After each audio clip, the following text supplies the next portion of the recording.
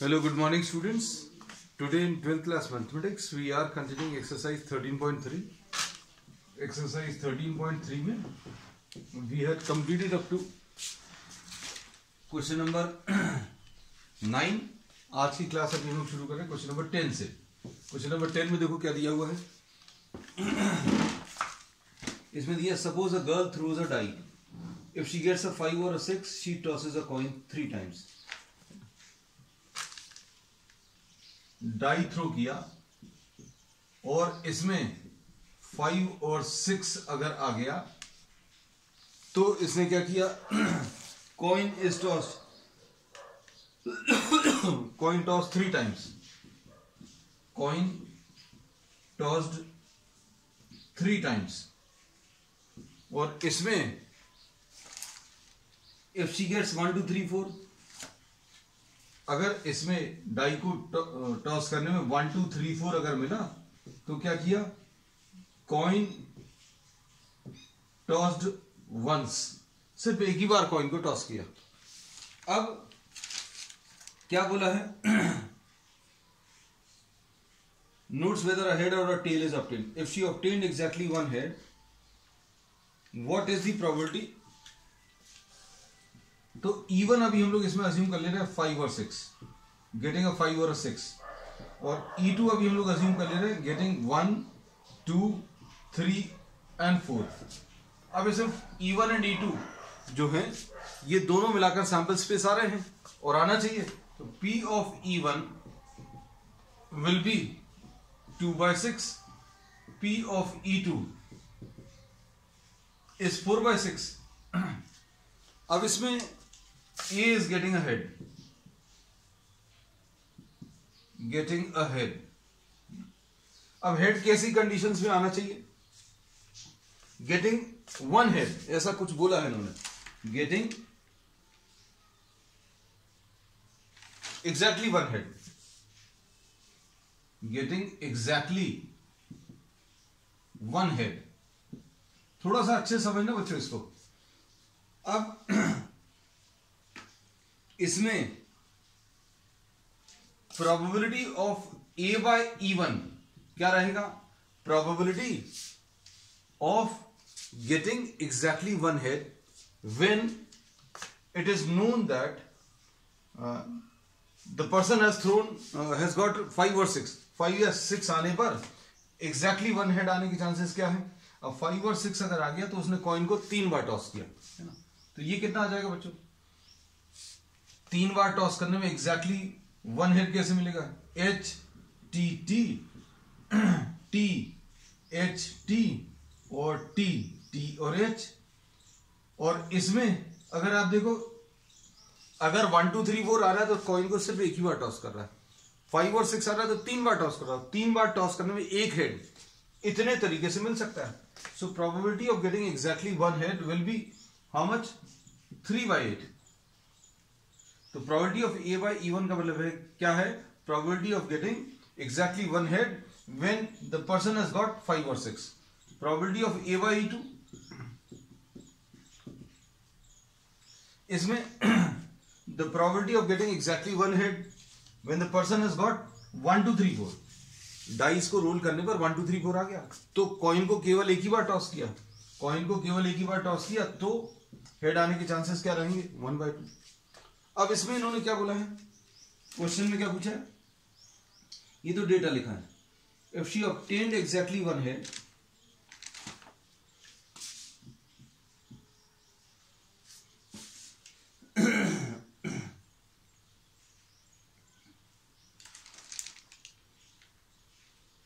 if she obtained exactly one head, what is the probability that she threw 1 2 3 4. she threw 1 2 3 4. 1 2 3 4 का भी हम लोग E2 by A ये निकालना है. तो अब ये निकालने के लिए फॉर्मूला लिखने का तरीका क्या है. इसका रेसिप्रोकल लिख लो.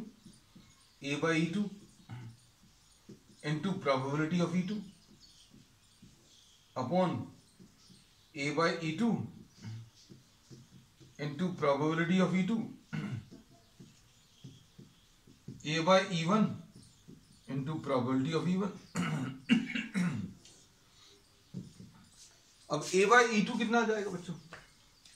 a by e2 1/2 आएगा, into probability of e2, probability of e2 कितना मिलेगा, ये 4/6 है, और ये तो एज इट इज लिखना है 1/2 into 4/6, probability of a by e1 3/8। ये 3/8 क्यों आया, ये क्लियर रहना चाहिए। अगर डाइस पर 5 और 6 आया तो 3 कॉइन्स टॉस किए, 3 कॉइन्स को टॉस करने में केवल एक हेड आना, 3 केसेस हैं, और टोटल केसेस तो 8 रहेंगे, टोटल केसेस बच्चों इसमें 8 आने वाले हैं, इसलिए 3/8 इंटू प्रोबेबिलिटी ऑफ E1 2/6। बच्चों इसको सॉल्व कर लो, सॉल्व करने पर ये कितना आ जाएगा,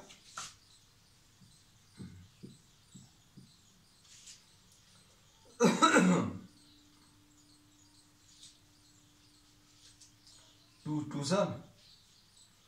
ज़ा 4 और फिर 2 1 ज़ा 2, 1/3 आ जाएगा ऊपर, है ना, और नीचे कितना आ जाएगा 1/3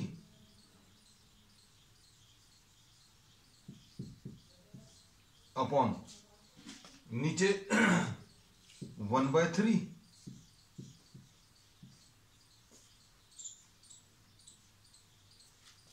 प्लस 1/8, तो ये आ जाएगा 1/3 अपॉन 11/24, 1/3 इंटू 24/11, तो ये 8/11 आ जाएगा।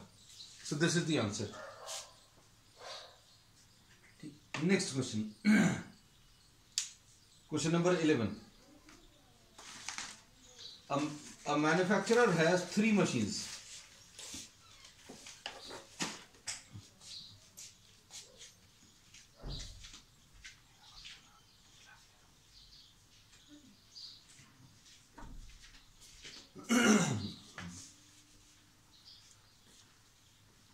अब इसमें मैन्युफैक्चरर, क्वेश्चन नंबर 11 में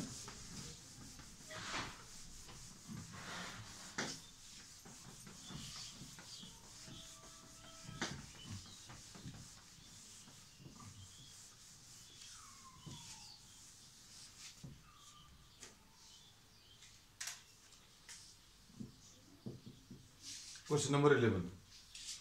A manufacturer has 3 machine operators A, B and C. First operator produces 1% defective. The 2 other operators produce 5 and 7% defective. ठीक, A is on the job for 50% of the time, ठीक है, and B is on the job for 30% of the time, and C is on the job for 20% of the time. A operator, E2, B operator और E3 ये C operator।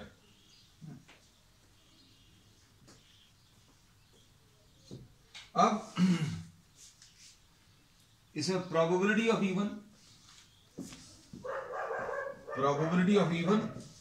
ये कितना दिया है 50/100। Probability of E2 ये कितना दिया है 30/100। प्रोबेबिलिटी ऑफ E3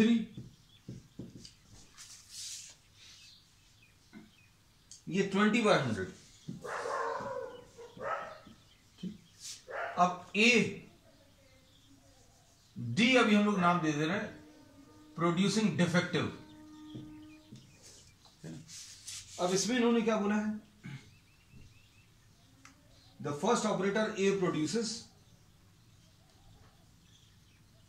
निकालना क्या देखो, a defective item is produced, a defective item is produced, what is the probability that it was produced by A? तो produced by A ये E1 by D आपको निकालना है, और probability of defective produced by the first operator।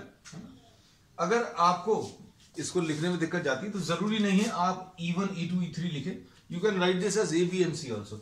लेकिन अभी तक हम लोगों ने मोस्टली जितने भी प्रॉब्लम्स किए हैं उसमें E1, E2, E3 नाम दिया है, इसलिए अभी हम लोग ने ए ऑपरेटर प्रोड्यूस्ड, इसका जो प्रोड्यूस है उसको E1 नाम दिया, E2 ऑपरेटर का प्रोड्यूस बी नाम दिया, E2 नाम दिया, और सी ऑपरेटर का E3। अब E1 जो है या ए ऑपरेटर जो है, he is working for 50% of the time, है ना, तो 50% ऑफ द आइटम्स प्रोड्यूस करेगा, और सेकेंड ऑपरेटर जो है he is working for 30% of the time, तो ये 30% ऑफ द आइटम्स प्रोड्यूस करेगा, ऐसे E3। अब defective produce by E1, defective produce by A operator, ये दिया हुआ है 1%,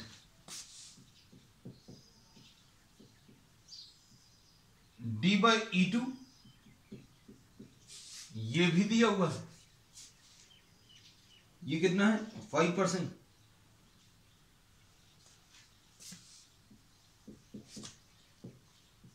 डी बाय E3 ये 7%। अब E1 बाय डी निकालना है, तो कैसे निकालोगे, इसका रेसिप्रोकल डिनोमिनेटर में जो है उसकी प्रोबेबिलिटी से मल्टीप्लाई करो upon P D by E1 into probability of E1 plus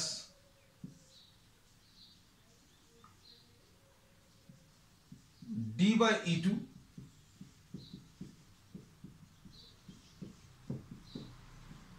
D by E3 into probability of E3।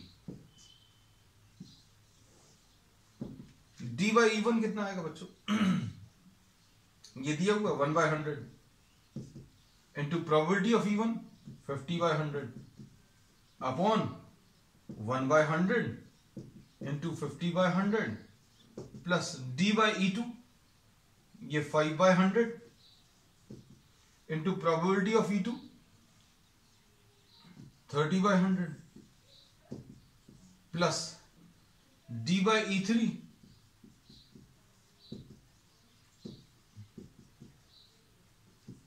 तो इसमें बच्चों ये 100 तो पूरा कैंसिल हो जाएगा, 50/50 प्लस 150 प्लस 140, है ना, तो ये आ जाएगा 50/340, 50/340 इज द आंसर, 5/34। ठीक, अब ये क्वेश्चन नंबर 12 देखो। Next, A card from a pack of 52 cards। अब ये अच्छे समझना बच्चों, कैलकुलेशंस इसके थोड़े से ज्यादा हो सकते हैं।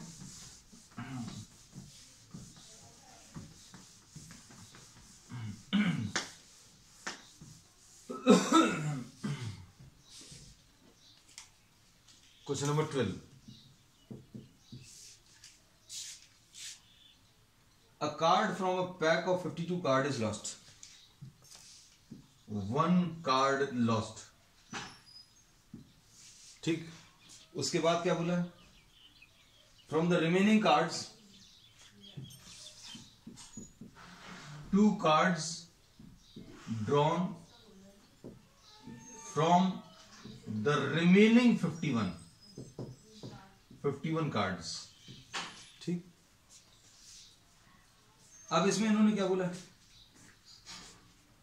and are found to be both diamonds, find the probability that the lost card is a diamond। अब E1 lost card diamond ले लो, E2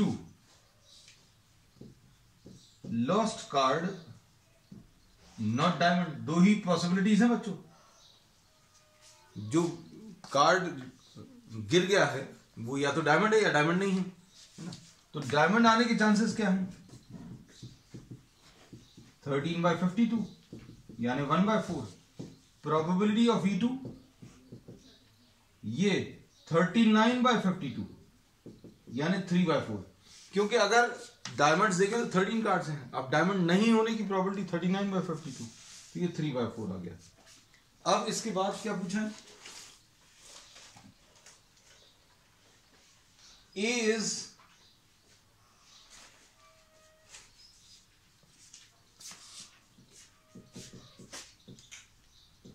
getting both the cards diamonds. अब लॉस्ट कार्ड के बाद इन्होंने क्या किया, एक कार्ड गिरा दिया, उसके बाद दो कार्ड्स निकाले, है ना, दोनों के डायमंड्स होने की प्रोबेबिलिटी बतानी. अब इसमें पूछा क्या है, a defective item is produced, find the probability that the lost card, अच्छा, two cards are drawn and are found to be both diamonds.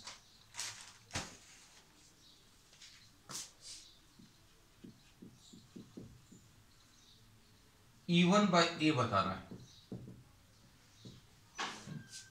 अब इसमें probability of A by E1 और probability of A by E2 ये समझ में आना चाहिए.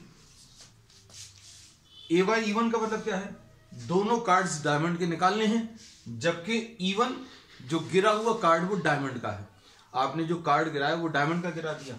अब डायमंड का कार्ड अगर गिरा दिया तो क्या होगा बच्चों, इसमें 12 डायमंड बचेंगे, है ना, और टोटल 51 कार्ड्स बचेंगे. और E2 अगर ये डायमंड नहीं है तो 13 डायमंड्स बचेंगे और 51 टोटल कार्ड्स बचेंगे, है ना. ये बात समझ में आनी चाहिए अच्छे से कि भाई जो कार्ड आपने गिराया वो अगर डायमंड का है तो डायमंड कितने बचेंगे, 12 बचेंगे, है ना. और डायमंड का कार्ड गिराया उसको E1 बोला, है ना, तो 12 डायमंड और टोटल 51 कार्ड्स.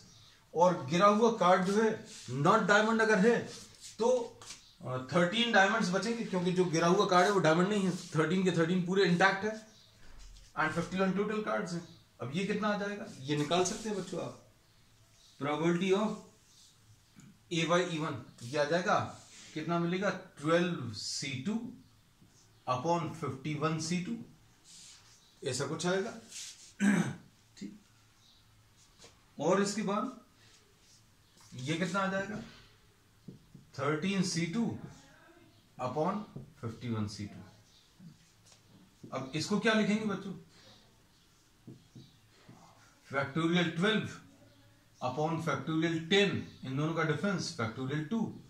और इसको क्या लिखोगे, फैक्टोरियल 51 अपॉन फैक्टोरियल 49, इन दोनों का डिफरेंस फैक्टोरियल 2. तो ये फैक्टोरियल 2 तो कैंसिल होगा और ये सॉल्व करने पर बच्चों कितना आ जाएगा, इसको यहां कहीं पर लिख दे रहे हैं, इस जगह का यूज कर ले रहे हैं. तो 12 into 11 into factorial 10 upon factorial 10, 51 into 50 into factorial 49 upon factorial 49. ये कैंसिल होगा, ये 10 कैंसिल होगा, तो आंसर कितना आ जाएगा, 12 इंटू 11 अपॉन 51 इंटू 50. बड़े बड़े से कैलकुलेशन आ रहे हैं बेटे. ये कितना आएगा,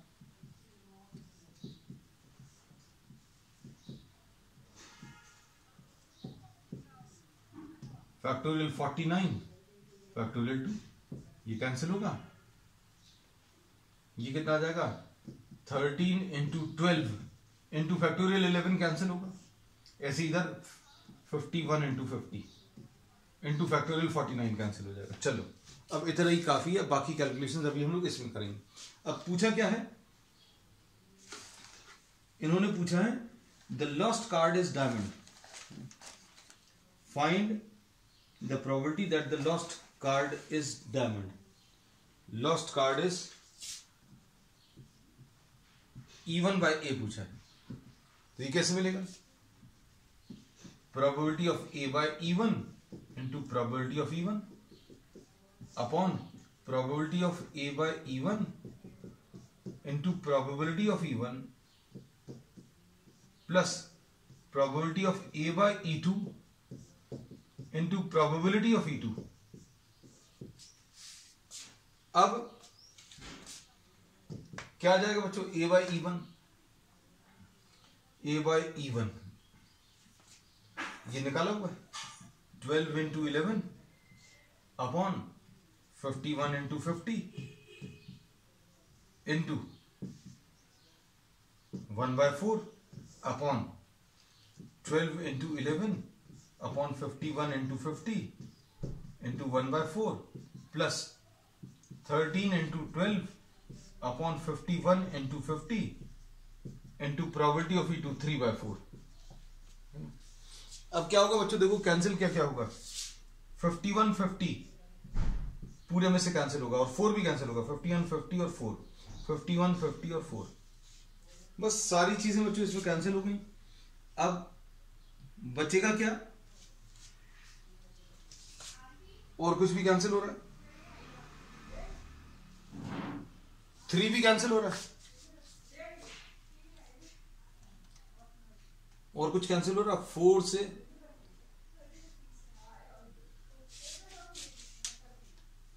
4 से भी कैंसिल हो रहा है बच्चों, देखो ध्यान से,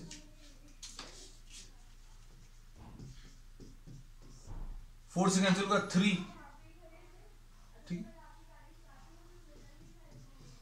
ठीक।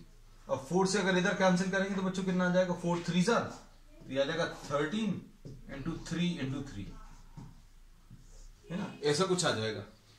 अब ये 117 और 33, 117 और 33 मिलाकर 150 आ जाएगा, तो 33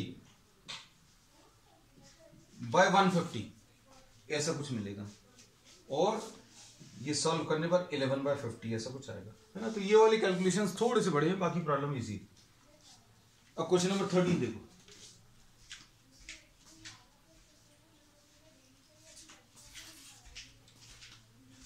question number 13,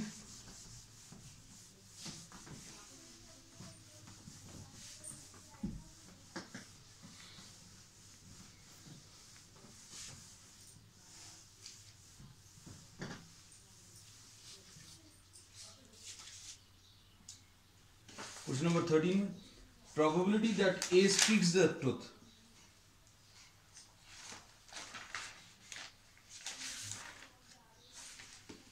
probability that A speaks the truth is 4/5. Question number 13. A speaks the truth is 4/5. तो E1 speaks truth,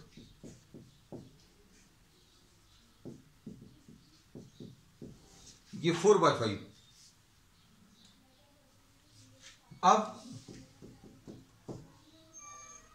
not speaking the truth कितना आ जाएगा,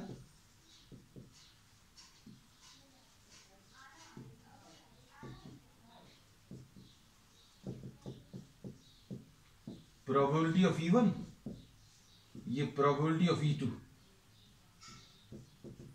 1/5 आ गया।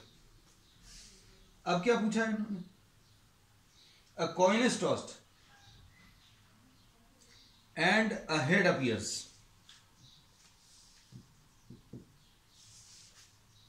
a head appears, the probability that it actually was a head, मतलब एक coin को toss किया, head दिख रहा है उस पर, है ना, हेड अपीयर्स। अब ए रिपोर्ट्स, मतलब उस पर्सन ने कहा कि हेड आया है। अब क्या प्रोबेबिलिटी है कि वो सच बोल रहा है ना, रिपोर्ट्स हेड, इसमें हेड आया ऐसा नहीं, रिपोर्ट्स अ हेड। अब आपको प्रोबेबिलिटी किसकी निकालनी है, that is it is actually a head.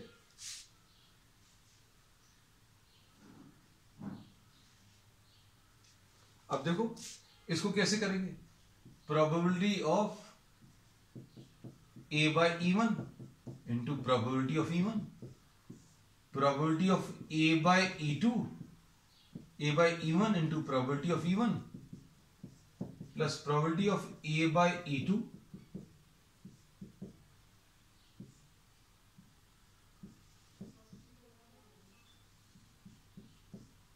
कुछ आएगा। Probability of A by E one का मतलब क्या है?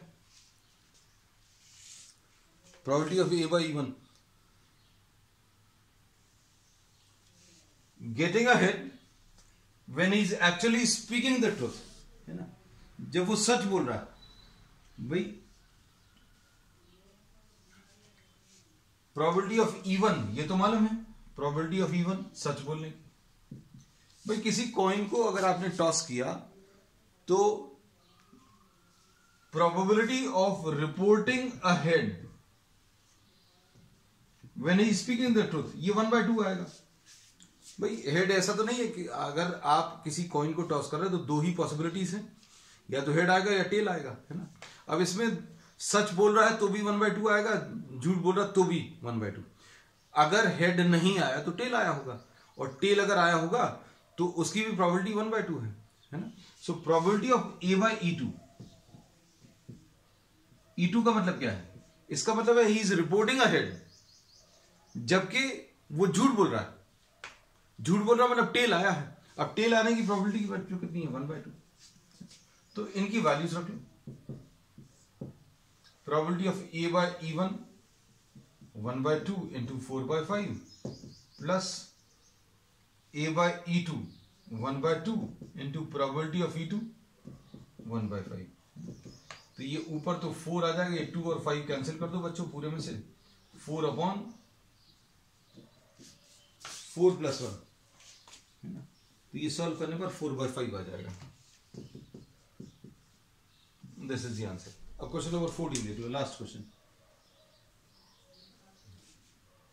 इसका ए ऑप्शन सही है। ये एमसीक्यू था, अभी हमने ध्यान ही नहीं दिया। Next question, question number 14।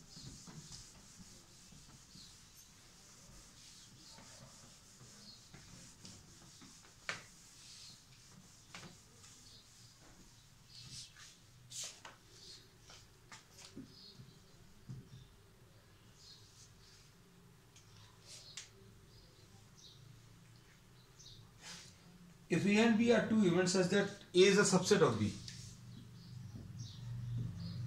A is a subset of B, बच्चों ध्यान से सुनना। A अगर 1 2 3 1 2 है और B 1 2 3, हम थोड़ा सा इससे याद कराने के लिए A इंटरसेक्शन B कितना आ जाएगा?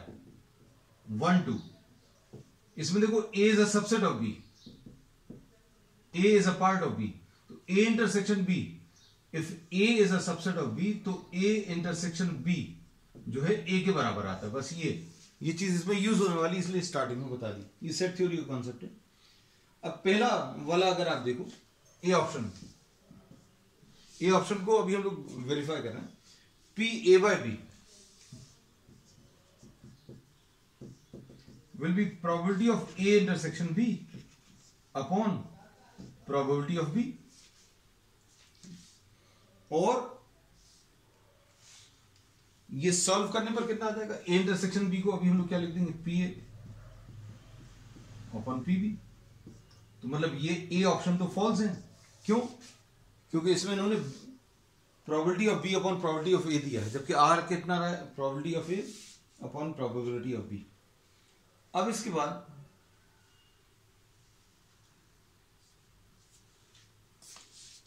अब सुनना, प्रोबेबिलिटी ऑफ बी, किसी भी चीज की, किसी भी इवेंट के होने की प्रोबेबिलिटी कैसी रहेगी? स्मॉलर देन और इक्वल टू 1। मतलब इसका रेसिप्रोकल अगर आप ले लोगे बच्चों तो ये ग्रेटर देन और इक्वल टू 1 आएगा। रेसिप्रोकल अगर आपने ले लिया, अगर ये वैल्यू स्मॉलर देन 1 है तो रेसिप्रोकल कैसा आएगा बच्चों? Greater than 1। अब दोनों तरफ मल्टीप्लाई कर लो, multiply both sides by sides by P A, तो क्या आ जाएगा? P A upon P B will be greater than और इक्वल टू पी ए, ऐसा कुछ आएगा। और हमें पी ए अपॉन बी क्या है? P A upon P B, इसकी जगह हम लोग क्या लिख सकते हैं? देखो, P A by B. So P A by B is greater than और इक्वल टू पी ए। तो अब ये देखो, ये कौन से वाले ऑप्शन में है बच्चों? ये सी ऑप्शन में है। So C option is the correct.